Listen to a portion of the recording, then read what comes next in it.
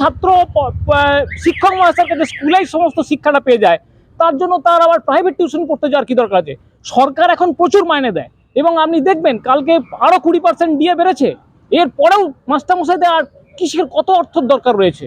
শুধু মানে কোটি কোটি কালো টাকা পশ্চিমবঙ্গে মজুত করছেন এই শিক্ষক মহাশয়, তাদের বেনামে, নিজের নামে, ওর নামে বিভিন্ন জায়গায় ফ্ল্যাট, গাড়ি। তারা এখন কলকাতায় ফুর্তি করতে যান রবিবার দিন। তো এইসব তো শিক্ষক মহাশয়ের আদর্শ নয়।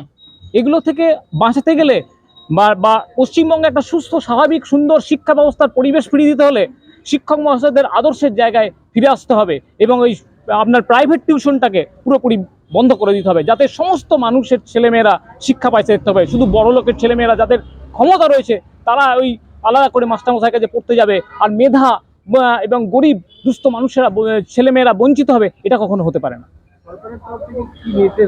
সরকারের তরফ থেকে পুরোপুরি নির্দেশ দেওয়া হয়েছে যে কোনো সরকার পোষিত এবং সরকারি স্কুল শিক্ষকরা কখনোই কোনো রকমের টিউশনি করতে পারবেন না স্কুলের চার দেওয়ালের বাইরে বেরিয়ে।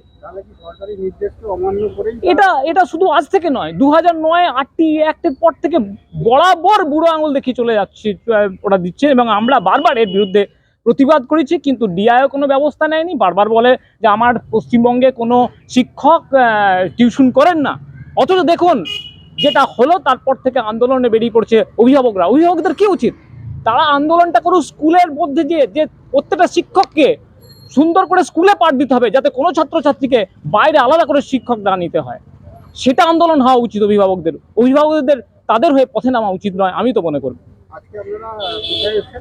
আমরা প্রাইমারি ডিআইকে ডেপুটেশন দিতে এসেছি এবং আমরা যারা টিউশন করেন সেরকম প্রায় 121 জনের একটা লিস্ট পূর্ব বর্ধমানের আমরা ডিআই হাতে তুলে দেবো আজকে। পশ্চিমবঙ্গ গৃহ শিক্ষক কল্যাণ সমিতি, পুরো রাজ্য জুড়ে আমাদের পশ্চিমবঙ্গের। আর আমরা এই ইউনিটটা এসেছি পূর্ব বর্ধমান থেকে।